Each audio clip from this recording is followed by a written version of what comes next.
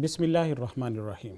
Book review के एक नए प्रोग्राम में खुश आमदीद। इस वक्त आप मेरे हाथ में जो किताब देख रहे हैं ये ज़िंदगियाँ बदल देने वाली किताब है। इस किताब में लिखा है कि बावजूद सोने वाला शख्स जब करवट लेता है तो फरिश्ते उसकी मग़फ़िरत के लिए दुआ करते हैं।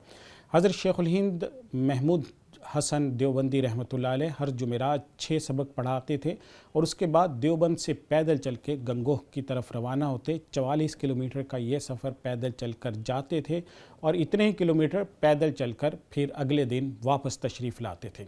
इसी तरह शाह वलीउल्लाह रहमतुल्लाह अलैह की सियासी पॉलिसी के नतीजे में बर्रे सग़ीर पर अंग्रेज़ों का जो कब्ज़ा है वो 125 साल तक रुक गया। आपने अहमद शाह अब्दाली को ख़त लिखकर बुलाया था। शाह वलीउल्लाह रहमतुल्लाह अलैह ने जो ख़त अहमद शाह अब्दाली के नाम लिखा है उसे आप ज़रूर पढ़िए। इस किताब से आपको ये भी पता चलेगा कि उलमाए किराम की सियासी बसीरत क्या होती है।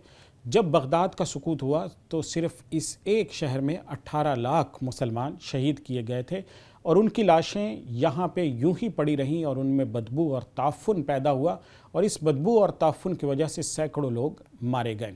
इस किताब से आपको ये भी पता चलता है कि 5 चीज़ें किसी भी मुल्क को तबाह कर देती हैं।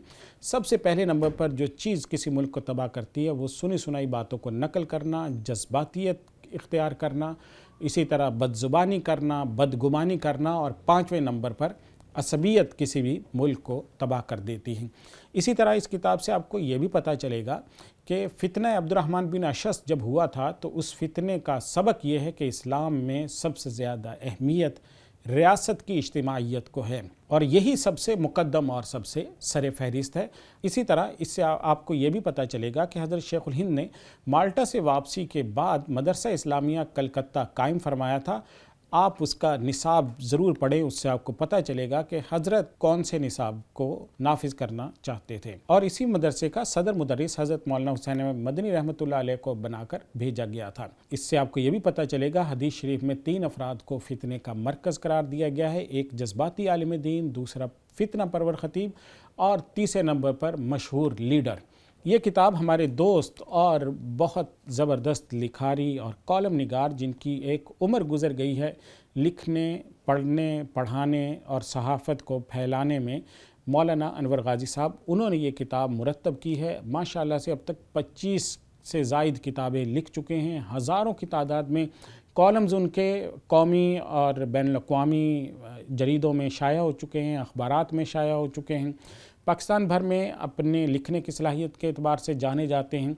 माशाअल्लाह से उन्होंने ये किताब मुरत्तब की है और ये दूसरी जिल्द है हज़रत उस्ताद साहब दामत बरकातहुम के फरमुदात की। सरपरस्त आला जामिअतुर रशीद हज़रत मुफ्ती अब्दुर्रहीम साहब की फ़िक्र से अगर आप वाक़फ़ियत हासिल करना चाहते हैं, उनके पैगाम को समझना चाहते हैं तो इस किताब का आप मुताला ज़रूर फरमाइए।